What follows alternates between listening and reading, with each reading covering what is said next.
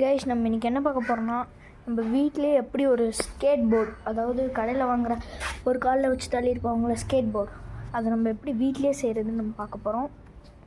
அதுக்கான மெட்டீரியல்ஸ் ஒன்றுமே அதிகமாகலாம் தேவைப்படாது, கம்மியாக தான் இருக்கும். இங்கே பாருங்கள், நான் செஞ்சதை காமிக்கிறேன்.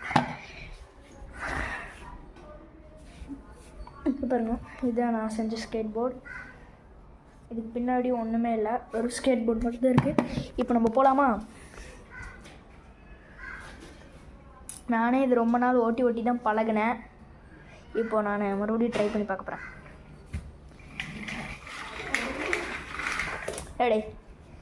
நீங்கள் இது செய்யணும்னா ரொம்ப ஈஸியான பொருட்கள் தான் தேவைப்படும். உங்கள்கிட்ட போல்ட்டை மாட்டுறதுக்கு ஸ்க்ரூ ட்ரைவர்லாம் இருந்துச்சுன்னா நீங்கள் உண்மையான ஸ்கேட் போர்டு மாதிரியே செய்யலாம். இதுக்கு உங்களுக்கு தேவையான பொருள் என்னென்னா, ஒரு ப்ளைவுட் வந்து உங்களுக்கு தேவைப்படும். அது உங்களோட பாடி வெயிட்டை பேலன்ஸ் பண்ணும். அதுக்கடுத்து யாராவது சின்ன பசங்க இருந்தாங்கன்னா அவங்ககிட்ட இருக்கிற இந்த ஸ்கேட்டிங் ஷூ ஒன்று தேவைப்படும், அவ்வளோதான். அதுக்கடுத்து நீங்கள் போல்ட் யூஸ் பண்ணிங்கன்னா ரொம்ப நல்லா வரும். இப்போ நீங்கள் என்ன பண்ணணுன்னா, அந்த ப்ளேவுட்டுக்கு மேலே வந்து ப்ளேவுட்டு கீழே வந்துட்டிங்கன்னா இந்த மாதிரி ஃபிக்ஸ் பண்ணிக்கோங்க வீலை. நான் டேப் போட்டு ஒட்டிக்கிட்ட போல்ட் இல்லாதனால டேப் போட்டு ஒட்டலாம், பட் அது லூஸாக இருக்கும். அதுதான் எங்கள் பிரச்சனையே. நீங்கள் இந்த மாதிரி போல்ட்டை வச்சு மாட்டிக்கிட்டிங்கன்னா அது டிஸ்டர்பன்ஸாக இருக்குது நீங்கள் ஓட்டும்போது. ஏன்னா நான் இது ஓட்டும்போதே ஒரு சில டைம் நான் இது சாஞ்சு கீழே விழுந்திருக்கேன்.